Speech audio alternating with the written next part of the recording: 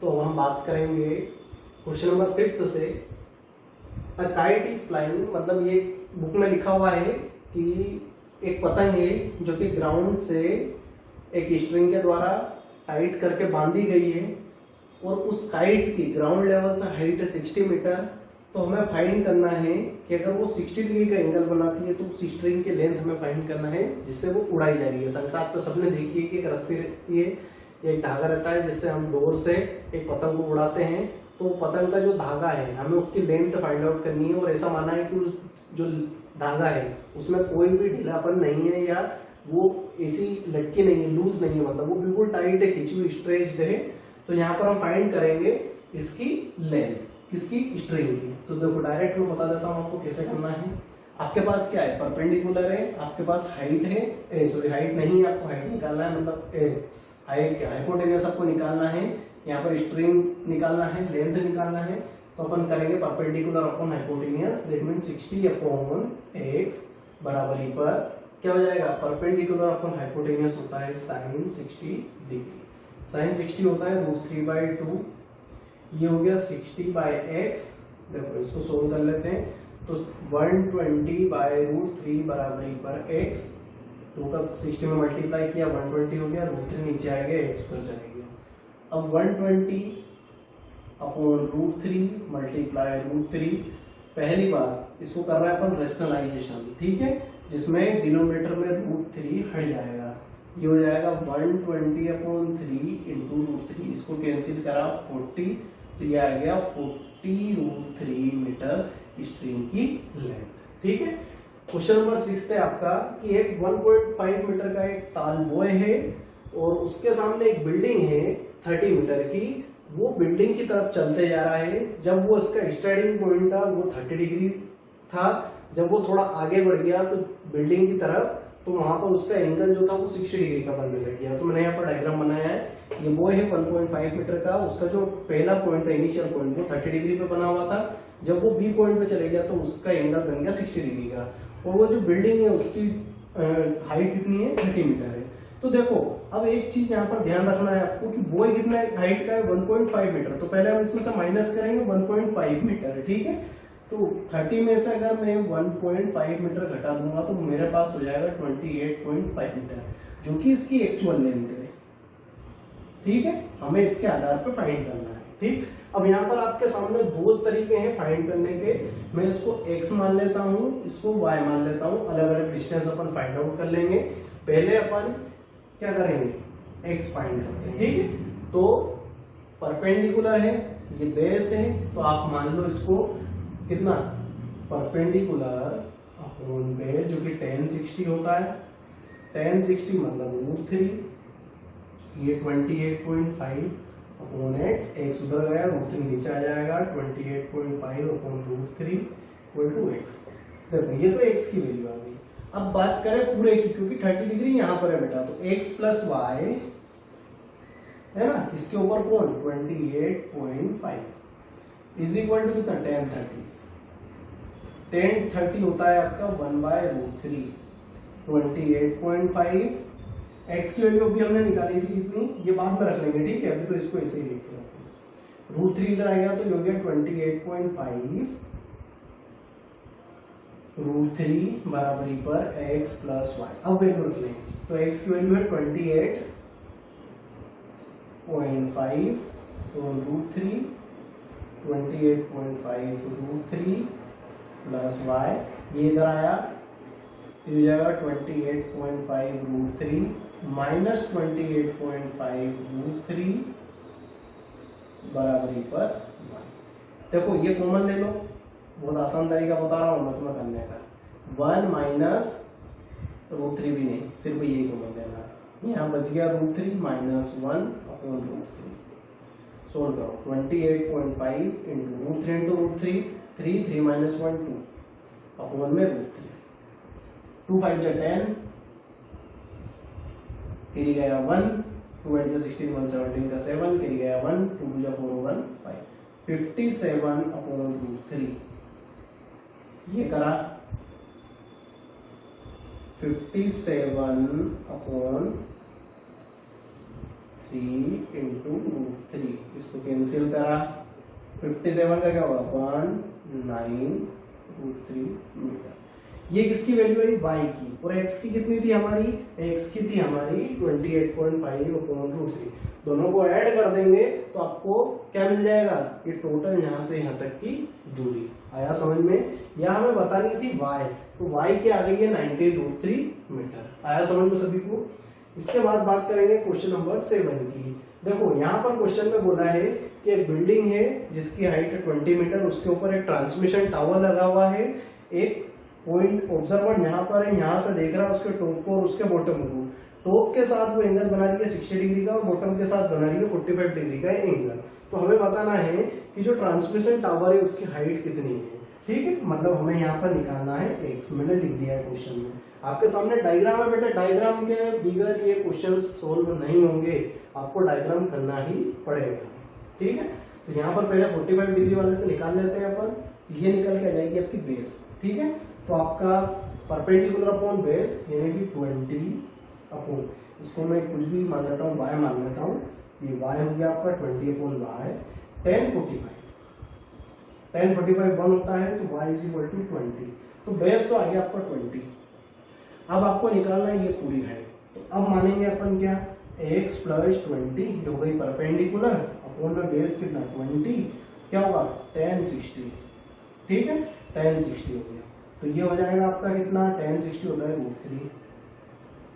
इसके साथ मल्टीप्लाई 20 कर दिया तो यहाँ बचा x प्लस 20।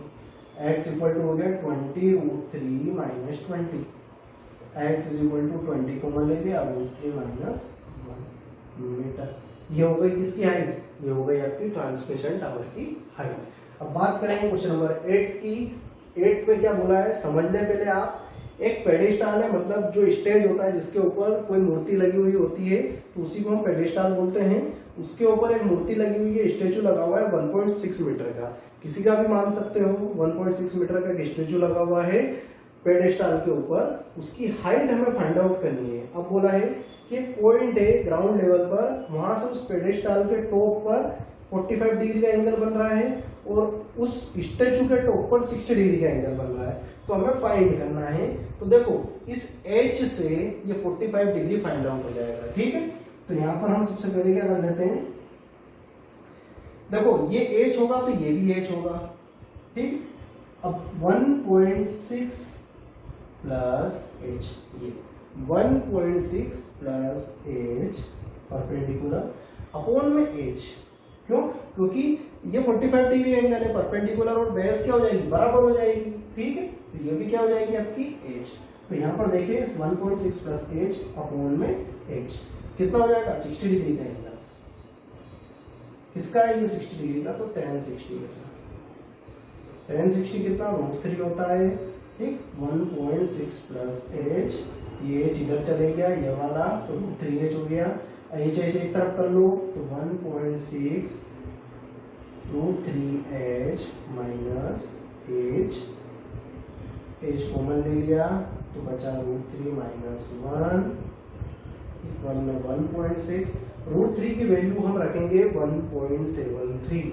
1.73 या इसको ऐसे ही रखेंगे तो हमारा आंसर क्या जाएगा बेटा, देख लो हमारा आंसर आने वाला है h इक्वल टू 1.6 अपॉन में √3 माइनस 1। ठीक है, ओके आया समझ में सभी को। अगर मैं इसको रेशनलाइज कर दूंगा तो √3 प्लस 1 ऊपर आ जाएगा, √3 प्लस 1 नीचे आ जाएगा। a square minus B square तो 3 माइनस 1 ये बन जाएगा आपका 2।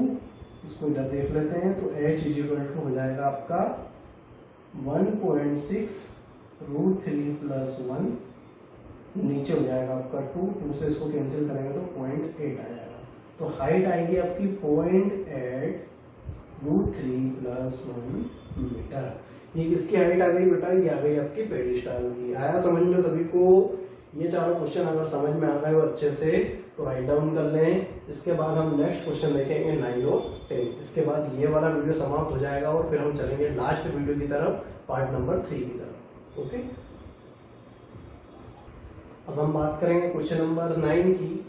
9 वाले में बोला है बेटा एक बिल्डिंग है जिसकी हाइट हमें फाइंड आउट करना है।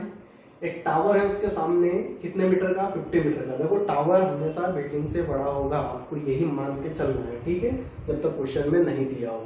हम बोलेंगे ये टावर कौन सा है, आपका जो मोबाइल के बैंड लगे होते हैं वो वाला टावर है, तो ये बहुत ऊंचा होता है बिल्डिंग के कंपैरिजन में, ठीक है।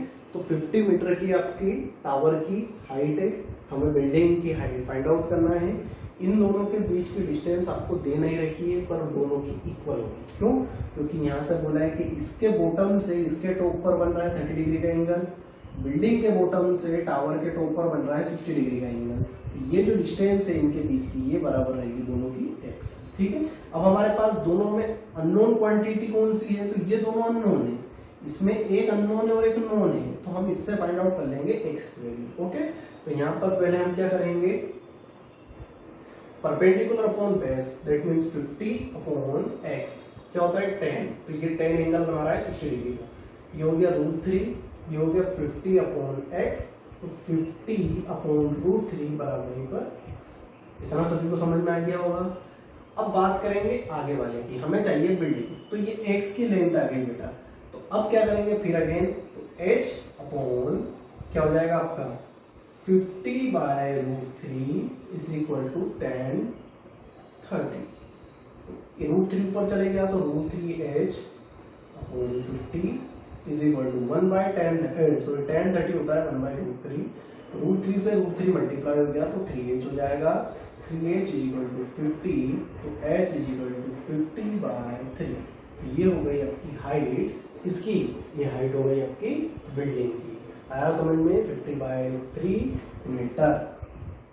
ओके, अब बात करेंगे हम नेक्स्ट क्वेश्चन की, two poles of equal heights, दो पोल हैं बराबर हाइट के, उनके बीच में से एक रोड जा रही है 80 मीटर की, तो वहां पर कोई एक पॉइंट है ना, कहीं पर भी हमने एक पॉइंट मान लिया, तो वो पॉइंट एक तरफ हो सकता है, या तो बिल्डिंग ए के पास में हो या बिल्डिंग बी के पास में हो, ठीक है, मतलब दोनों जो पोल हैं उनके आसपास ही होगा।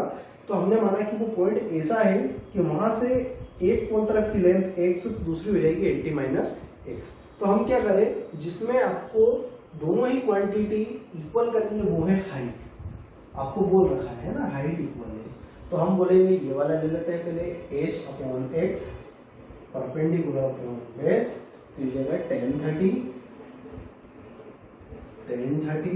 ठीक है। फिर हो जाएगा आपका h अपॉन 80 माइनस x, ये हो जाएगा 10 60। निकालना क्या है, हमें निकालना है डिस्टेंस दोनों पोल से उस पॉइंट के बीच की, ठीक है, यानी फुट से। ये हो जाएगा आपका 10 30 होता है आपका कितना 1 बाय √3, हो जाएगा √3h equal to x, h is equal to x by √3, ये हो गई आपकी फर्स्ट। सेकेंड ये हो जाएगा आपका h अपॉन 80 माइनस x √3, तो h इज इक्वल टू हो जाएगा 80 माइनस x इंटू √3, ये हो गई सेकेंड। हाइट इक्वल है, इन दोनों को इक्वेट कर देंगे, तो ये हो जाएगा x अपॉन √3 बराबर इक्वल 80 √3 माइनस x √3, ये इधर चले गया, ये √3 का मल्टीप्लाई कर दो पहले, तो √3 का मल्टीप्लाई करा तो x इक्वल टू हो गया 80 इंटू 3 माइनस 3x, ये हो गया 240 minus 3x equal to x, minus 3x इधर आया तो प्लस का, तो ये हो जाएंगे 4x 240, तो x इज इक्वल टू हो जाएगा 60 मीटर।